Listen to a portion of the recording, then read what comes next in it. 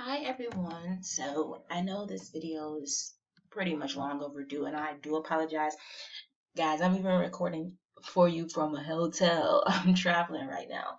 But I wanted to make sure I just gave you a quick video on how to do an eyeshadow formula because I know that we talk about lip gloss all the time, but there's more to it than lip gloss, and some people are interested in other things. So I thought it would be good to show you how to use a calculator that you can buy, 20 bucks, I believe.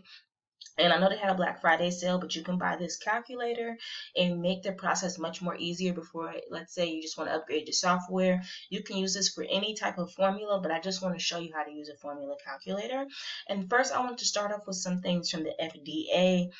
This is about small business and making handmade cosmetics. As you can see, I touch on a lot of these points in the book. If you haven't gotten the book, please get it, invest in it.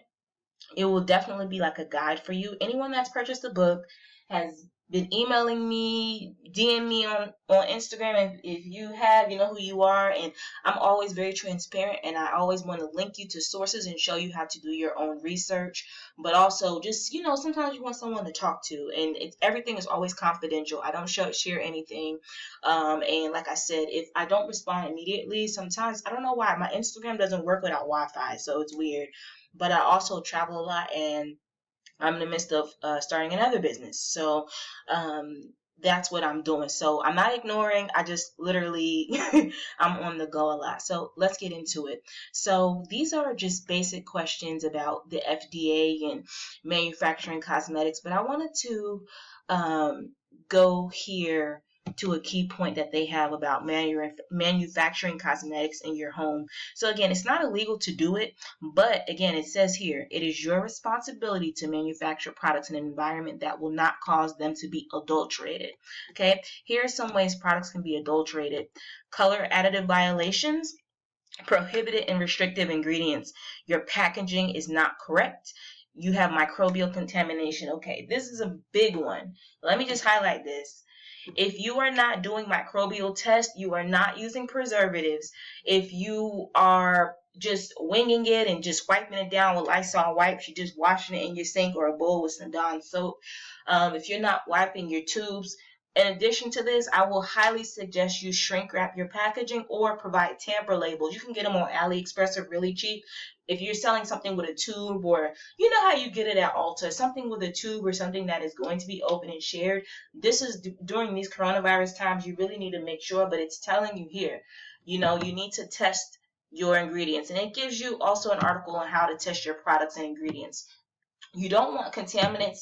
If you don't have a high quality air purifier in your home or in your workspace, you have dust, skin particles flying around here. If you're reusing the syringes for the lip gloss, for example, you're harming people. And to add insult to injury, I guess, if you are not using preservatives, you are harming your clients. You have to say, sir, customers, whoever, I do not use my preservatives in my products. This is only good for a shelf life of this.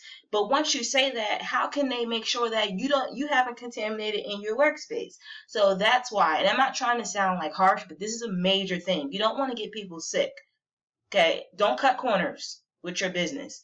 Go hard or go home. That's just how I feel about it, because you're dealing with stuff that's topical, and you never know what someone can react to from your office or your home or your space. You shouldn't have your stuff packaging lined up on the floor. You shouldn't be packaging, your products on the floor. I'm just keeping it real here, okay? If you have pets in your homes, they shouldn't be in the area you're formulating. You need to have a designated space, okay? And then the last one is any product that can make it unsafe. So let's say Sally uses your products and she ends up getting an allergic reaction. They're going to come and ask you, are you adulterating your products? How are you going to prove that you're not? Okay. We don't want lawsuits. And that's why, my book is, I just priced my book because I have to pay myself, for my time. But I don't care about the price really. What it's really about is you don't want legal things to start happening, because that's how lawsuits come into play. It trickles down. One company violates and they're really big, then more, because they've copied that company, then it starts to trickle down, and then that's how businesses really get regulated. It's a low barrier to entry to start your own cosmetic business, but you don't want to lose that freedom. So pass the word on to others about what I share here. And again, if you're just starting or if you're already big, you can always go back and correct what you're doing with more knowledge. If you're not always improving your business during slow times, there's no slow time, because if you're in a time where you're not getting a lot of orders or not getting a lot of sales, you have that time to go back and make sure you're compliant, market, do whatever you got to do, okay? There's no slow time in the business, because you have to keep evolving and learning, okay? And that's why spread the word about the book. Help yourself, okay? Okay, and then, labeling cosmetics as natural or organic. You can't label stuff as natural and organic, because you have to use their common or usual names using INCI. You can't say that your products are cruelty free, because it hasn't been proven by the governing agency that shows that. You can't label your products as vegan unless you have it certified, okay? These are things that push you into lawsuit territory, because again, if someone goes, you could just have a spiteful customer. You guys know what I'm talking about. Someone goes and they try to prove you're wrong on this. How can you back this up? Okay, you can't say it's organic because you purchase your ingredients from someone that sells organic, I don't know, eyeshadow base, lip gloss base. You can't. Okay, and this is the FDA telling you here. I'm not telling you this. Okay, it's not for my personal thing, because I want you to succeed. Okay, we're trying to get money. And we try to make people happy, and we want you to have your own passion. That's really what it's about. Money will come when you're following your passion, okay? And here it goes about the safety data sheets that I always mention, okay? Additional testing. So that's just a little point here, okay? And I'm going to link all these in the description. The next thing is about cosmetic labeling claims. We just touched on that, okay? So they touch on like aromatherapy things, cosmeceuticals, okay? Organic cosmetics. They talk about it all, okay? Now, if you see these here stuff, you always have rules because some rule was broken. So I highly recommend you read these things for yourself. When I have my book, I just break everything down to make it easier, but read these for yourself, okay? The next one I want to talk about is FDA authority over cosmetics, and how cosmetics are not FDA approved, but they are FDA regulated. So you might think, well, girl, I'm not going to do that. I've been fine. I've been selling. Nobody's going to catch me. That is how you ruin your business and how you will not reach peak success, because you don't want to learn what to do to keep yourself safe. And that's just keeping it real. Okay, you have to be compliant. If you don't do anything else, figure out how you can get into compliance. And sometimes, guys, the simplest thing is labeling your product ingredients. And I'm going to put a word of caution. If you're trying to do wholesale, you are liable for anything that comes out of your house. It doesn't matter if they choose to sell it. You produced it, okay? So look at the liabilities. Look at the benefits.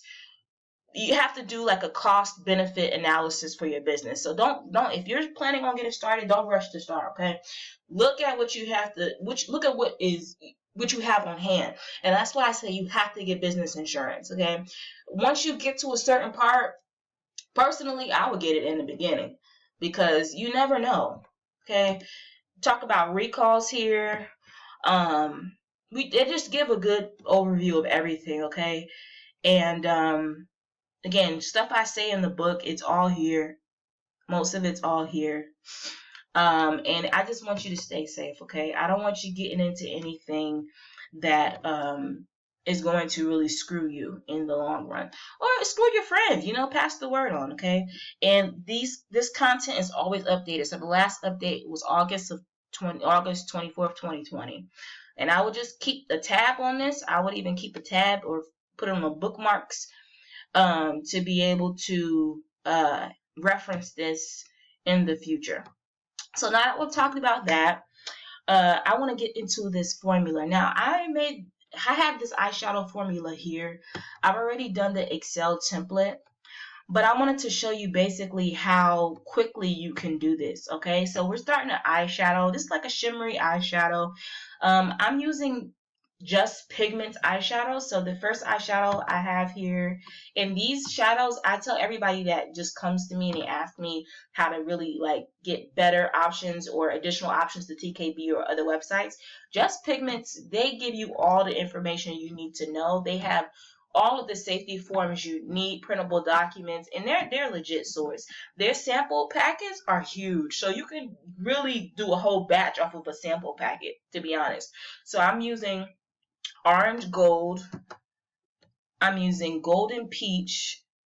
If I can see the picture. Golden peach. And I'm going to be using Superstar Shimmer Gold, okay? Superstar Shimmer Gold is very pretty. This eyeshadow, you could actually use the same combo of colors for lips, but just double check to make sure this is lip safe. And they always tell you this too. But this is a really pretty, like, pinkish, peachy, golden, shimmery shadow. So that's what we're going to be making today, okay? So just keep those in your mind. And we're also going to be using a let me see, I have another tab here. We're also going to be using a base. So this is a mineral base for just making like eye makeup products, but you can use it for eyeshadow, okay? And it tells you what it has here. This video isn't so much about every, what's in it, but it's really about how to just use the calculator. So that's what we have. We're also going to be using, go back to my Excel sheet, rose talc. Rose talc is a binder, and it helps keep your products, they give a smooth finish for your products, and it's pretty transparent. Think of it like if you've ever used, what is it, Makeup Forever, like the powder primer, or no, what is that brand? Dermablend, the white translucent powder. Think of it basically something like that, okay? So you want our eyeshadow to be smooth. You can also use wrinkle blur. They have a product called wrinkle blur, so you can put that in there too, but always look at the usage percentage.